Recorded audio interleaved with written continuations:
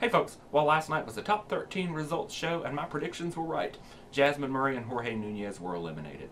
When the show started out, Ryan Seacrest said we had a record 33 million votes. That's the highest we've ever had at this stage in the competition. Well, of course it is. We've never had this stage in the competition before. This is the first time we've ever had a top 13.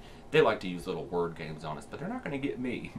Next, we learned what the new rule was. They showed Tamara Gray, Chris Daughtry, Jennifer Hudson, and Michael Johns on the big screen. What all four of these people have in common? Not a damn thing, in my opinion.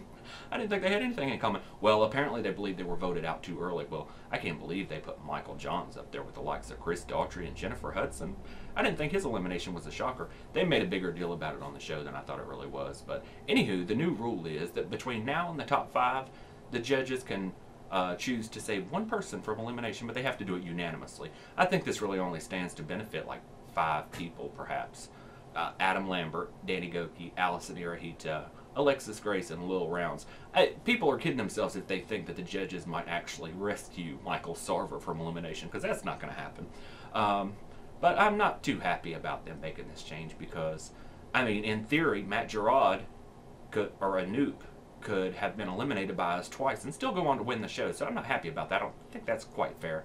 But they said in theory it could have saved Chris Daughtry and he could have gone on to win. Well, that's not true because he was top 4. Him and Tamara Gray were both top 4, so it wouldn't have done a damn thing for them.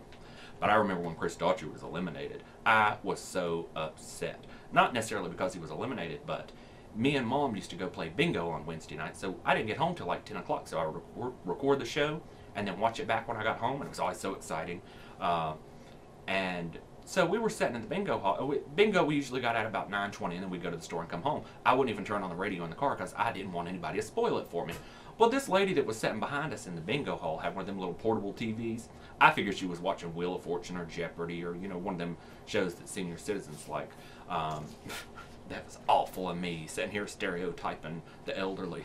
But anywho, so we were on the last game, and we were going into overtime.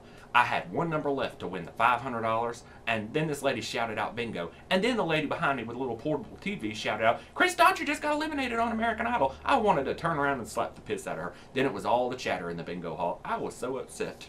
They spoiled it for me. Not only that, but since it was top 4, the next day, Chris Daughtry was going to have a homecoming concert here in Greensboro, and I was going to go see him, and then he was eliminated, and I couldn't go see him. So I was upset about that. But anywho, next we got to see the mansion where the contestants are going to be living. They got a swimming pool and a bowling alley and a steam room and everything else up in there. That is a nice house, but I wouldn't want to live there because did you see all them beds they had in each of the bedrooms? They're like 3 or 4 into a bedroom. That's like living with the Octomom.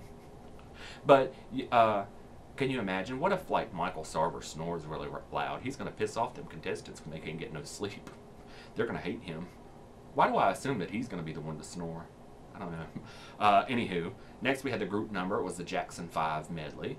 They even had Scott up there dancing around. Alexis was holding on to him most of the time, though. That was nice of her, wasn't it? Then we had a recap of last night's show. Then the Ford commercial. I thought that was one of the cheapest Ford commercials yet. They just had the contestants singing and like projected up onto buildings as this car drove through town. But I guess Ford doesn't want to spend any bailout money making American Idol videos. So I guess they're probably all going to be cheap this year. They're trying to save money through the recession. Next it was results time. Michael Sarver was safe. Allison Irahita, safe. Jasmine, head to the center of the stage. Matt Gerard, stand up. Well, he tried to head to the center of the stage. Michael Sarver and Allison Irahita had to yank him back up there. And he was safe, too. Next, it was my husband, Chris Allen. He tried to go down there with Jasmine, too, after Ryan Seacrest faked him out. But it turned out he was safe. Megan Corkery, head to the center of the stage with Jasmine. Well, I knew what was going to happen then. Jasmine was eliminated, and the judges didn't save her. She sang again. But she cried, though, didn't she? That's the most personality we've seen from her all season.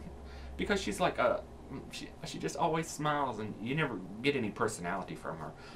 But she cried. I felt sorry for her. Next was Kanye West singing "Heartless." I wasn't too excited about that because I'm not a big Kanye West fan. I think he's a little bit overrated and full of himself. Next, Scott was safe. Alexis was safe. Danny was safe.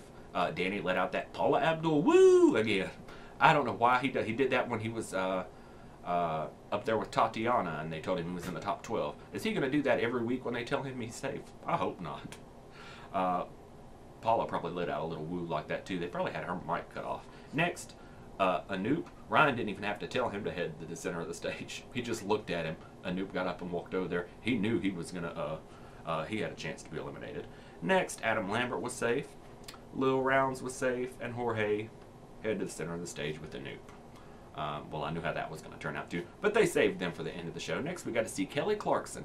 Yay, I love Kelly Clarkson, and I love that new song of hers. My mom hates Kelly Clarkson.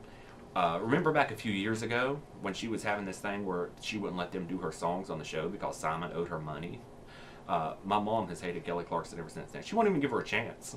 The radio comes on, Kelly Clarkson starts singing, she'll flip the station. She just hates Kelly Clarkson. But I love her.